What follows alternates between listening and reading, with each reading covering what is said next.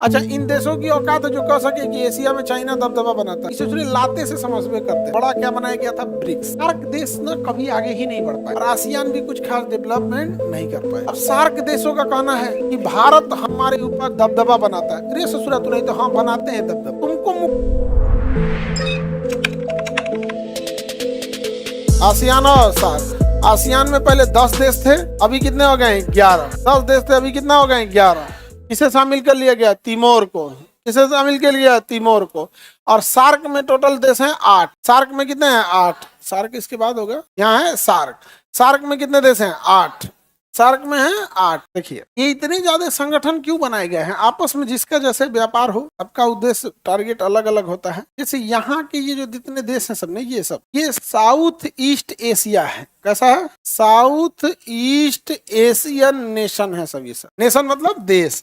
तो साउथ मतलब नीचे, ईस्ट मतलब पूरब, तो दोनों के बीच में आता है, इसलिए साउथ ईस्ट एशियन नेशन। इसी का जब एसोसिएशन हो जाता है तो इसको हम आसियान पढ़ते हैं। तो association of south east Asian nation, association of south east Asian nation. इसमें टोटल कितने देश हैं? 11। कितने देश हैं? मुख्यालय कहाँ है? जकार्ता। मुख्यालय कहाँ है? जकार्ता। मुख्यालय जकार्ता। आगे बढ़े। अब एक है यहाँ पर नीचे सार्क। इनका नाम क्या है? सार्क। क्या नाम है? SAARC, South Asian Association for Regional Cooperation. SAARC. इसमें कितने देश हैं? 8। मुख्यालय कहाँ है? काठमांडू। सोचिए, इसका मुख्यालय काठमांडू, जबकि होना चाहिए नई दिल्ली। होना कहाँ चाहिए? कुछ छोटकन सबको संभालना बड़ी मुश्किल होता है, इनमें ईगो बड़ी ज्यादा होता है। क्या तो हमारे साथ भेदभाव हो रहा है? अरे यार तुम्हारे साथ भेदभाव हो, तुम आगे बढ़ो ना, हम बराबर हैं। नेपाल को भी देखिएगा ना, हम बराबर हैं। अमेरिका भी एक देश है, हम भी एक देश है। इन सब को संभालना बड़ी मुश्किल होता है। आप गौर करके देखिएगा, इस सब में बड़ी संभालना मुश्किल होता है। अद बदा के वहां पे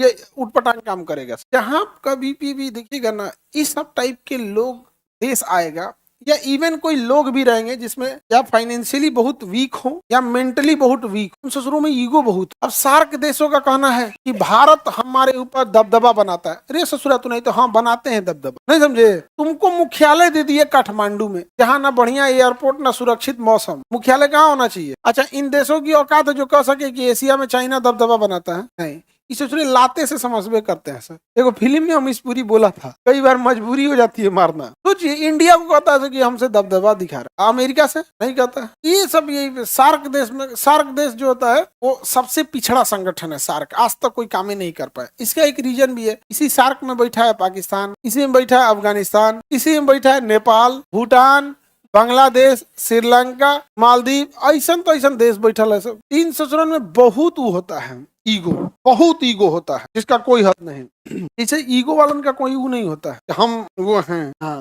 भाई, हर जगह सीनियर और जूनियर होता है, बराबरी अलग चीज होती है, सीनियर जूनियर अलग चीज। कल को दरोगा कहे कि ये डीआईजी साहब को बहुत इज्जत मिलता है, हमरा नहीं मिलता। भाई आप दरोगा हो, आपको दरोगा बराबर मिलेगा। डीआईजी है, डीआईजी बराबर मिलेगा। सार्क देश ना कभी आगे ही नहीं बढ़ पाए, आपस में उलझते रहे, इतना उलझे थे कि बाहर दूर तक देख ही नहीं पाए। और आसियान भी कुछ खास डेवलपमेंट नहीं कर पाए। रीजन बस ये। तो इन सब को तोड़ते हुए एक बड़ा क्या बनाया गया था? ब्रिक्स। क्या बनाया गया? ब्रिक्स। अब ध्यान दीजिए, ब्रिक्स भी बर्बाद हो जाता अगर शुरुआत में इसी को आप ईरान को घुसा देते, इथोपिया चलाता, मिस्र, सब नौटंकी करने लगते। इसलिए क्या किया गया ना, एशिया से तीनों सुपर पावर को लिया, रूस, चाइना, इंडिया। ये तीनों गंभीर देश है। एशिया में यही तीन को तो गंभीर है। अफ्रीका से एक को लिया ही गया, साउथ अफ्रीका की बवाले नहीं। और इधर से किसे लिया गया? ब्राजील। तब जाके ब्रिक्स इतना बड़ा हुआ।